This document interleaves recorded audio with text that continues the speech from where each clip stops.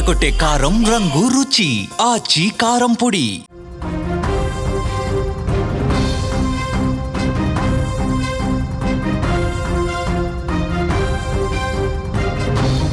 అమ్మా నన్ను క్షమించు, నీకు తోడుగా ఉండాల్సిన దాన్ని నీకంటే ముందే ఈ లోకాన్ని విడిచి వెళ్ళిపోతున్నా. ఇవి సినిమా డైలాగులు కాదు, బతుకు భారం అనిపించి ఒంటరితనం భయపెడితే ఓ కూతురు తన తల్లికి చెప్పుకున్న చివరి మాటలు. ఖమ్మం జిల్లాలో జరిగిన ఈ ఘటన ఇప్పుడు అందరి గుండెలు పిండేస్తోంది. తండ్రి లేడు, తల్లి అనారోగ్యంతో ఆసుపత్రిలో ఉంది. ఆ బాధను చూడలేక తీవ్ర మనస్తాపానికి గురైన ఓ కూతురు తీసుకున్న కఠిన నిర్ణయం ఇప్పుడు ఆ తల్లిని మరింత ఒంటరిని చేసింది. అసలు ఖమ్మం కవిరాజనగర్లో ఏం జరిగింది? ఆ యువతి చిన్ననాటి ఫోటోపై రాసిన ఆ చివరి మాటల వెనుక ఉన్న ఆవేదన ఏంటో ఇప్పుడు చూద్దాం. ఖమ్మం పట్టణంలోని కవిరాజనగర్ అది. ఇక్కడే బట్ల సృజన తన కుటుంబంతో ఉండేది. అందరిలాగే సంతోషంగా సాగుతున్న వారి జీవితంలో 7 ఏళ్ల క్రితమే తండ్రి మరణం ఆ కుటుంబంపై పెనుభారాన్నే మోపింది. ఇంటికి పెద్ద దిక్కును కోల్పోవటం ఆ కుటుంబానికి తీరని లోటు. అప్పటినుంచి సృజనకు అన్నీ తానే చూసుకుంది ఆమె తల్లి. తండ్రి లేని లోటు తెలియకుండా పెంచింది. కానీ విధికి అది కూడా నచ్చలేదేమో. ఇప్పుడు ఆ తల్లి కూడా మంచాన పడింది. తీవ్ర అనారోగ్యంతో తల్లి ఆసుపత్రిలో చేరడంతో సృజన మరింతగా కుంగిపోయింది. 7 ఏళ్ల క్రితం నాన్నను కోల్పోయాను, ఇప్పుడు అమ్మ కూడా నాకు దూరం అవుతుందా అని బాధపడింది. అమ్మకేమైనా అయితే నేను ఇంకా ఎలా బతకాలి అన్న భయం ఆమెను నిత్యం వెంటాడింది. అలా బాధపడి తనలో తానే ఆ బాధను గుండెల్లో పెట్టుకొని అదే ఆలోచించుకుంటూ ఉరివేసుకుని బలవన్మరణానికి పాల్పడింది. ఇక చనిపోయే ముందు ఆ యువతి తల్లికి చివరి సందేశం తనకు ఇష్టమైన అమ్మతో చిన్నప్పుడు దిగిన ఫోటోపై ఈ విధంగా రాసుకొచ్చింది. నీకంటే ముందే వెళ్తున్నామా, ఐఎమ్ సారీ. ఇలాంటి కష్ట సమయంలో నీకు తోడుగా ఉండాల్సిన దాన్ని, కానీ నిన్ను ఆ విధంగా చూడటంతో పూర్తిగా నేను ధైర్యం కోల్పోయాను, నన్ను క్షమించు. ఇక నాకు ఇన్ని రోజులు సాయంగా ఉన్న ఫ్రెండ్స్కి కూడా నేను థ్యాంక్స్ చెప్తున్నా అంటూ తన చివరి మాటలను చెప్పింది సృజన. ఈ మాటలు వింటుంటే ఆ తల్లి ఎంతటి క్షోభకి గురవుతుందన్నది కూడా అర్థమవుతుంది.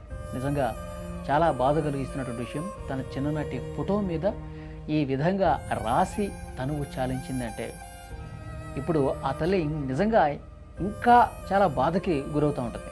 అసలే అనారోగ్యంతో ఆమె మంచాన పడి ఆసుపత్రిలో చికిత్స పొందుతుంది. ఎప్పుడు కోలుకుంటుందో తెలియనటువంటి ఈ పరిస్థితుల్లో తన కూతురు ఇక లేదు అనే ఆ మరణ వార్త తెలిసిన తర్వాత తన కూతురు పోతూ ఈ విధంగా చిన్ననాటి ఫోటో మీద ఇలాంటి విషయాలు రాసి చనిపోయిందని తెలుసుకున్న తర్వాత ఆమె ఇంకెంత కుంగిపోతుందన్నది కూడా కూతురు ఆలోచించాల.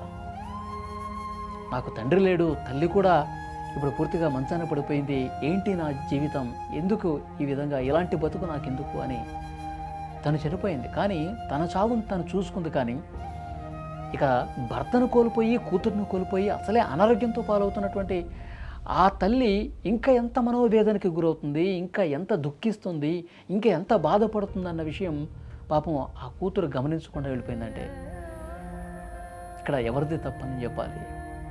ఏమీ అర్థం కావట్లా.